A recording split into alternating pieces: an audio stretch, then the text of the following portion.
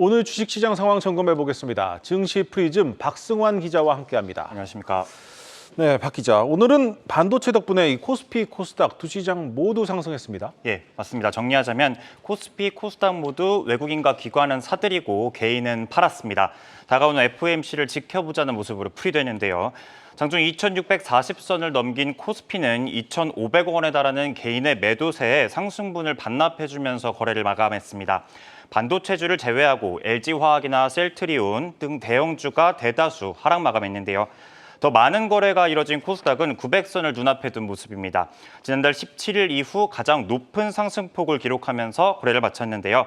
각각 2천억 원, 1천억 원을 순매수한 외국인과 기관이 지수 상승을 이끌었습니다. 에코프로 BM 등 시총 상위 종목들 대부분이 상승 마감했습니다.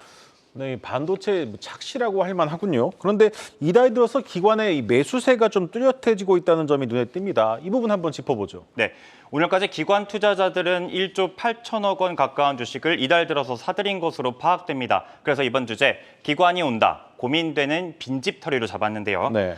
기관이 사들인 규모는 코스피, 코스닥에서 각각 1조 4천억 원, 3천억 원 순매수한 것으로 집계됩니다. 지난 한 달 동안 3천억 원 순매수한 것과는 상당히 좀 많은 금액으로 볼 수 있죠. 네. 유가증권 시장에서는 3거래일을 제외하고 코스닥에서는 2거래일을 제외하고 순매수를 이어가는 모습입니다. 업종별로 살펴보면 삼성전자와 SK하이닉스를 각각 1, 2위 사들인 것으로 파악되고요. 각각 3천억 원과 1천억 원 넘게 순매수했습니다. 이 뒤를 이어서 LG에너지솔루션과 두산에너지빌리티, 포스코홀딩스가 잇고 있습니다. 코스닥에서 거래 중인 루트로닉과 에코프로 역시 각각 1,800억 원, 1,100억 원 순매수한 것으로 확인됩니다. 네, 그렇다면 기관이 왜 이렇게 매수에 나서고 있는 겁니까? 주가 흐름은 어떻게 좀 전망되고 있습니까? 예, 일단 증권가가 우려하는 부분은요. 기관 투자자가 많이 사들인 종목은 연말에 주가가 떨어질 수 있다는 분석입니다. 네. 하나증권이 과거 데이터를 자료로 분석해 놓은 결과인데요. 시가총액과 비교해 기관의 순매도가 높았던 종목은 주가 상승률이 높게 나타났다는 거죠. 즉, 기관이 매수하지 않았던 종목이 더 높은 수익을 거둔다. 달리 말하면 기관이 매수한 종목은 수익률이 떨어질 수 있다는 뜻으로 분석됩니다. 네. 원인은 연말에 실시하는 장부 마감이 지목됩니다. 1년 투자 성과를 정리하려면 11월부터 보유 종목을 매도하는 경향이 있다는 거죠. 기관이 많이 사들였는데 그 사이 주가가 올랐다면 이 기간 차익 실현 물량이 쏟아질 수 있다는 경고가 나오는 배경입니다. 기관들의 수급이 차 있어서 주가가 빠질 가능성이 높은 종목은 팔고 기관 빈집주 중 유망한 기업을 담는 전략을 추천하는 이유가 바로 여기 있습니다. 네, 다른 소식 알아보겠습니다. 오늘 이제 경기 둔화에 대한 우려가 커지고 있는 중국이 이 단기 정책 금리를 깜짝 인하를 했습니다. 인민은행이 또 기준금리를 인하할 것이다 이런 전망까지 나오고 있네요. 네. 인민은행은 오늘 영래포 금리를 0.1%포인트 내리기로 했습니다. 지난해 8월 이후 10달 만인데요. 그래서 다음 주제 미보다 빠르게 쿠바의 도청장치로 잡았습니다. 이번 결정으로 중국 인민은행이 금융기관에 맡겼던 채권을 되찾아올 때 매겨지는 금리가 떨어집니다. 중앙은행은 통상 영래포 거래를 통해서 통화량을 조절하는데 보통 영래포 금리 인하는 유동성 확대, 경기 부양을 위한 조치로 시장을 해석하고 있습니다. 네. 이번 결정은 경기 지표 부진 때문으로 분석되는데요. 1분기 리오프닝 효과가 기대를 밑돈 데다 중국 경기가 2분기에 정점을 찍고 내려올 것이다. 피크아웃 우려가 있기 때문으로 보입니다. 나아가 중국 현지에서는 앵커 말대로 오늘 20일 발표될 정책 금리를 두고도 인하 가능성이 높다고 내다봅니다. 이에 오늘 중국 증시는 강보합의 장을 마친 것으로 파악됩니다. 네, 미국 FOMC를 앞두고 이제 한 발 빠른 결정을 내렸다 이렇게도 볼 수 있겠는데 오늘 국내에서 중국 관련주들은 움직임이 어땠습니까? 예. 보통 중국 관련 업종으로는 카지노나 화장품, 여행 업종들이 대표적으로 꼽히죠. 전체로 살펴봤을 때 소폭 오르긴 했지만 시가총액 상위 종목으로 살펴보면 별다른 재미를 보진 못했습니다. 네. 카지노 업종부터 살펴보면요. 유가증권 시장의 강원랜드와 그레이트 코리아 예전에 하락 마감했고요. 코스닥에서 거래 중인 파라다이스는 소폭 상승했습니다. 화장품 대장주 LG 생활건강은 최근 들어서 전반적인 주가 후부진을 끝내 떨쳐내지 못한 모습입니다. 네. 아모레퍼시픽이나 케어젠 등은 상승 마감에 성공했고요.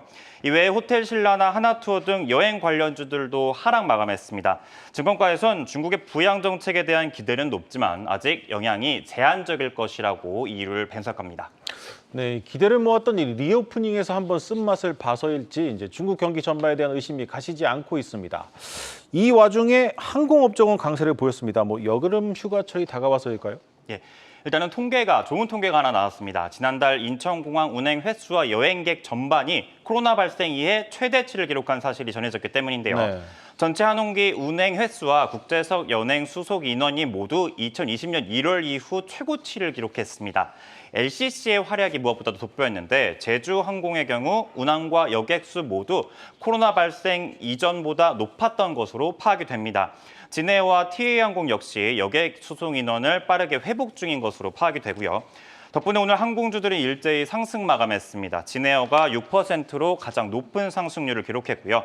대한항공, 제주항공 등의 순이었는데 제주항공은 현재 아시아나항공의 시가총액을 추월한 것으로 파악됩니다. 대신증권은 항공사 주가는 2분기 계절적 비수기 진입 우려로 쉬어가는 국면인데 이어질 3분기부터는 관심을 가질 필요가 높다고 분석하고 있습니다. 네, 오늘 이런 와중에 이제 미국과 중국의 달라진 이 기류가 반도체주의 상승의 배경이 됐다. 이런 분석이 나오고 있습니다. 어떤 내용입니까? 맞습니다.